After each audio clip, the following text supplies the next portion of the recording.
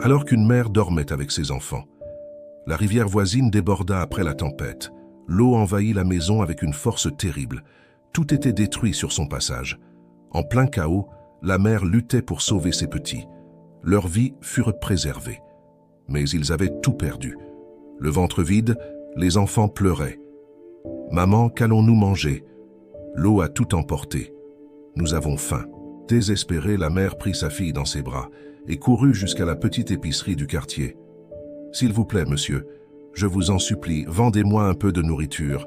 Je paierai plus tard. » Le propriétaire répondit froidement.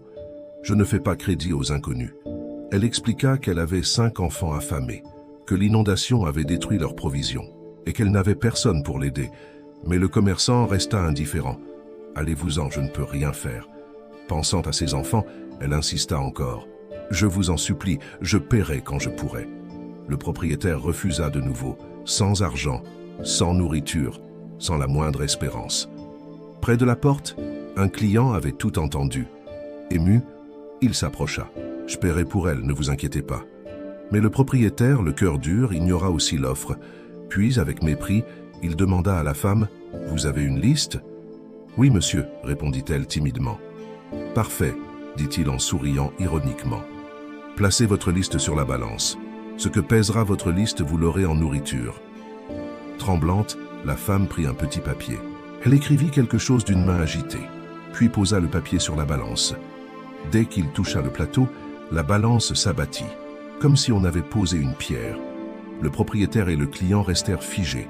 Intrigué, le commerçant ajouta de la nourriture. Encore et encore et encore. La balance ne bougeait pas. Rien ne la faisait remonter. Troublé, il prit enfin le papier. Ce n'était pas une liste, c'était une prière. « Cher Dieu, tu connais mes besoins. Je remets cette situation entre tes mains. » En silence, bouleversé, le propriétaire céda. Il donna à la femme toute la nourriture pesée. Elle sortit de la boutique soulagée, avec une nouvelle lumière dans les yeux. Elle savait que Dieu avait entendu son appel, et cette expérience confirma ce qu'elle croyait. Dieu n'abandonne jamais les siens. Le commerçant resta immobile, profondément pensif. Morale, quand le cœur des hommes se ferme, la foi ouvre des chemins impossibles à fermer.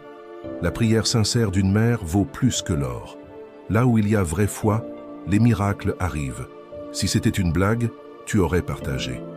Mais ceci est une histoire de foi. Alors je te demande, as-tu honte de Dieu? Non? Montre-le. Écris « Amen ». Laisse un j'aime et partage ce message pour toucher d'autres personnes.